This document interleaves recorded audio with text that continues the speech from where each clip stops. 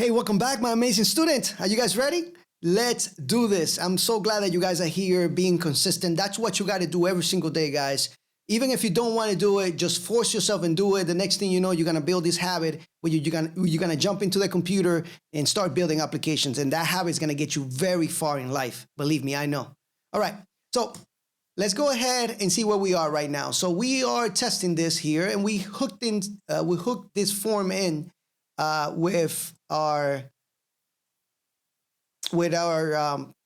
function right here, right? We know that it works. We're sending a request, and we know that it works.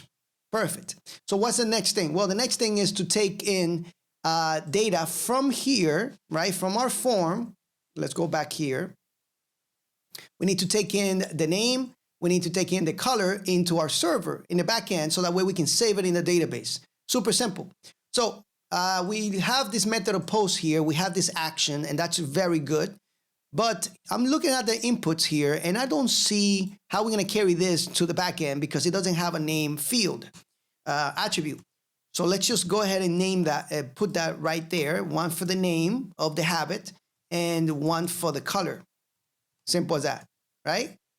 All right. Now we got to go back into the app, and we got to make sure that we get this data here somehow, right? So I'm going to say this would be the form data, right? We can separate this a little bit, and I can put this in a dictionary, and we could get the data from the form into this here. Hopefully I can get this object displayed here. One thing that I forgot is how to pull this request here. I'm gonna do requests. I'm also gonna pull in some stuff that I'm gonna need later, like URL4, redirect, stuff that we need all the time, right? When we're building Flask application. And then we also want Flash, right? Because we want to send some of these messages back into the template. So let's go ahead and see this and see if we get something in the console. Let's refresh here just in case. And let's get another habit here going. So the next habit is study or practice. Practice is a good one, right? It's the same thing as study, mostly, right? You study and then you practice. But anyway, habit, let's see what we got. All right, let's go and look at the console here real quick. And you can see that we got the form data right here. We got a name called practice, and then we have a color. Super simple, right? Yeah. Now you can see that color, the default that we got in the right here is coming out, right? That's the default we got in the habit itself. Perfect. Really awesome stuff. But this habits here, remember that we're getting this default because we have it in the value here of this input, all right? It's not just because we have it in the, don't get it confused, not just because we have it here, because we're not using the model yet. So, you know, when you use the model, that's when the default data is going to come into play. Right now, it's just coming from the habits. Let me just take this off so that way we don't play around with that stuff. It's just coming from the value here, all right? Keep that in mind. Yeah, let's go back into the app here, and let's continue working with this. So now that we know that our data is coming in, we can work with this.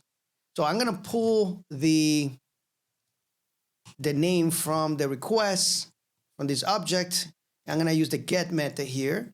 I'm going to pull the name out. And then I'm going to set a default value just in case. And let's return strip.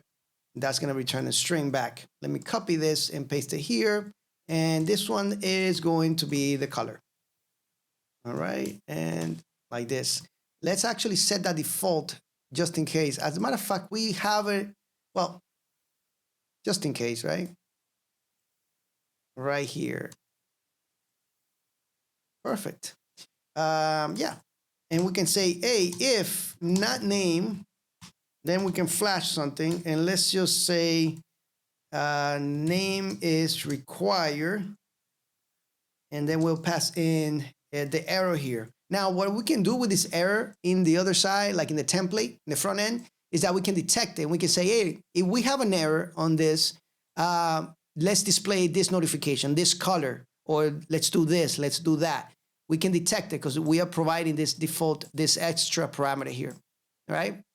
So we can also create success and all that stuff and detect it. And that's very useful.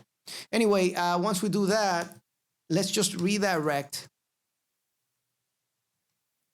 and use the URL4 that we got on top, which is really useful.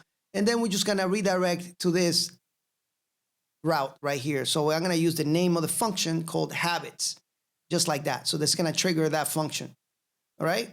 All right, so that's just in case we don't have a name there, but let's go ahead and put this in a try block here for trying to get this data inside the database, all right? So let's get a habit here and let's use the model. Let's put the data inside there and let's put the color and let's use the database to put that into the session of the database and we add the habit just like that. This is how we're doing SQLAlchemy. I love it because you can do things like this. And let's also create a session to commit it. This is how you put the data inside, all right? Let's flash this real quick. And we can say this one, habit created. We're gonna test this in a minute, and then we pass in success here, and that way we can play around with notification. And then let's just put the except block here, so that way we get no issues here. Let's put this exception that's gonna be raised automatically by Python, right? When we do the try block. And what we're gonna do here, we're gonna do this called rollback. What is this rollback doing? Well, just in case, for some reason, let's say we have a constraint or we have some type of stuff here in our database that prevents new data, right? Something that is a duplicate, right? And we are not able to insert this data. We're gonna, basically, since we're working with sessions, we're working SQLAlchemy here, that's gonna dirty the result. That's gonna make sure, that's gonna give us a dirty session. And if we don't clean it up, we're gonna get an error, right? So this rollback is just basically clearing those sessions out. That way we are able to, create more queries without any issues in our application. And that's just the main idea, right? We basically cleaning out the back end here once something happens and it doesn't work. So that way we can continue making queries and our application doesn't give us errors. That's just the main idea. It's a little bit more technical, but that's the main idea, right? And I'm just gonna copy this guy here so I don't have to type that in. And here we can say habit and name, let's say must be unique, just in case we have any duplicates queries, right? And then here we just say error. Perfect. All right. Yeah. Let's this return here, instead of returning an empty string, we'll return this redirect that we got up here. Okay. Oops. Let's copy this. And let's just paste it in here. All right, let's see. Now name, all right, so if the name is empty, we'll go back in here and I already have it there. So let's just put practice, and as a matter of fact, let me just refresh it here. If it's empty, we get redirected back. But if we put something there, and it looks like it did something because, but we don't have any indication. We'll do that later when we flash messages. But let's check our database real quick. And now I got SQL Viewer in here. So I can just click it and you can see now that we do have a record in there. Okay, so it is working. Now you can also check your DB browser for SQLite.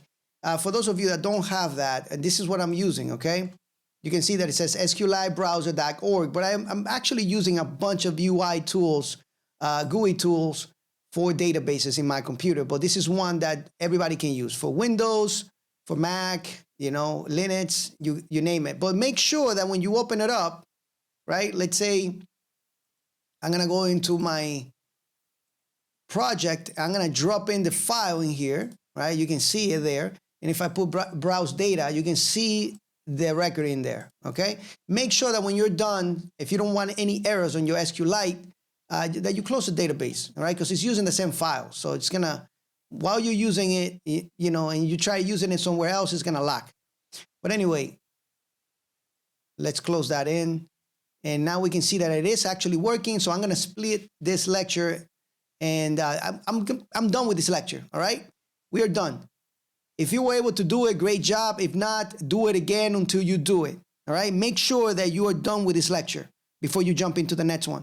All right, I want you guys to be successful, not to come to my lectures here and not get anything out of it. I want you to get something out of it, but you need to practice and keep doing it until you do it. Anyway, guys, thank you so much for watching. Be consistent, and I see you in the next lecture. Take care, guys. All right, bye-bye.